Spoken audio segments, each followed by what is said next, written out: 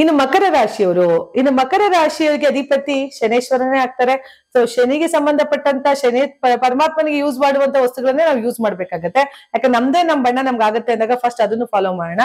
ಆದ್ರೆ ಅದಕ್ಕೆ ಸಾಥ್ ಕೊಡುವಂತಹ ಒಂದು ಬಣ್ಣನ ನಾವು ಯೂಸ್ ಮಾಡ್ಬೇಕು ಅನ್ನೋದಾದ್ರೆ ನೀವು ಬ್ಲೂ ಕಲರ್ ಬಣ್ಣ, ಗ್ರೀನ್ ಕಲರ್ ಬಣ್ಣನ ಹೆಚ್ಚು ಫಾಲೋ ಮಾಡಿ. ಆದ್ರೆ ಲೈಟ್ ಕಲರ್ ಇರ್ಲಿ, ಬ್ಲೂ ಅಲ್ಲಿ ಲೈಟ್ ಇರ್ಬೇಕು, ಡಾರ್ಕ್ ಇರಬಾರ್ದು.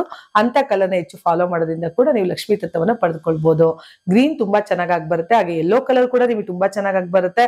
ಅಲ್ಲ, ಯೆಲ್ಲೋ ಕಲರ್ ಕೂಡ ನಿಮ್ಗೆ 50 to 70% ವರ್ಕ್ ಮಾಡೋದ್ರಿಂದ ನೀವು ಯೆಲ್ಲೋ ಬಣ್ಣನು ಯೂಸ್ ಮಾಡ್ತಾ ಹೋಗಿ. ಆದ್ರೆ ಯಾವುದೇ ಕಾರಣಕ್ಕೂ ನಿಮಗೆ ಆರೆಂಜ್ ಕಲರ್ ಬಣ್ಣ ಆಗ್ ಬರೋದಿಲ್ಲ. ಯಾಕೆಂದ್ರೆ ಆರೆಂಜ್ ಬಣ್ಣ ನೆಗೆಟಿವ್ ತತ್ವ, ಅಂದ್ರೆ ನಿಮ್ಮ ರಾಶಿಗೆ ಆಪೋನೆಂಟ್ ಕಲರ್ ಆಗೋದ್ರಿಂದ, ಆಪೋಸಿಟ್ ಕಲರ್ ಆಗೋದ್ರಿಂದ ವಿರುದ್ಧ ಬಣ್ಣನ ನಾವು ಯೂಸ್ ಮಾಡಿದಾಗ, ಅಂದ್ರೆ ನಮ್ಗೆ ಇವಾಗ ಯಾವ ಬಣ್ಣ ನಾವಿವಾಗ ಲಕ್ಕಿ, ನಮ್ಗೊಂದು ಈ ಒಂದು ಗ್ರಹದಲ್ಲಿ ಕೂತಿದೀವಿ, ನಮಗೆ ಬ್ಲಾಕ್ ಇದೆ ಅಂದಾಗ ನಮ್ಗೆ ವಿರುದ್ಧವಾದ ಒಂದು ಕಲರ್ನ ಯೂಸ್ ಮಾಡೋದ್ರಿಂದ ನಮ್ಗೆ ನೆಗೆಟಿವಿಟಿ ತತ್ವಗಳು ಬಂದ್ಬಿಡುತ್ತೆ.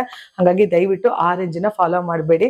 ಹಾಗೆ ಬಣ್ಣ ಅಂತ ಅಂದಾಗ ನಾನು ಹೇಳ್ದೆ ಆಲ್ರೆಡಿ, ಗ್ರೀನ್ ಮತ್ತೆ ಬ್ಲೂ ಕಲರ್ ಯೂಸ್ ಮಾಡಿ, ಯೆಲ್ಲೋ ಯೂಸ್ ಮಾಡಿ ಅಂತ. ನಂಬರ್ಸ್ ಅಂತ ಬಂದಾಗ ನಿಮ್ಗೆ ತುಂಬಾ ಚೆನ್ನಾಗಿ ಆಗ್ಬರೋ ನಂಬರ್ಸ್ ಅಂದ್ರೆ 6, 15, 24, 5, 14, 23, 3, 12, 21 ತುಂಬಾ ಚೆನ್ನಾಗಿ ವರ್ಕ್ ಆಗುತ್ತೆ. ಇದನ್ನ ಫಾಲೋ ಮಾಡಿ.